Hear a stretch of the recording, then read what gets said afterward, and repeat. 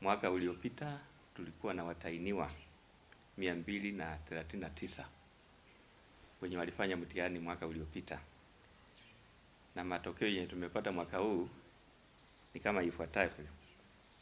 Tulikuwa na A- wanafunzi 4, B+ 16, B plain walikuwa 43, B- 58, C+ 47, C plain walikuwa 31, C- wakawa 22, D+ walikuwa 12.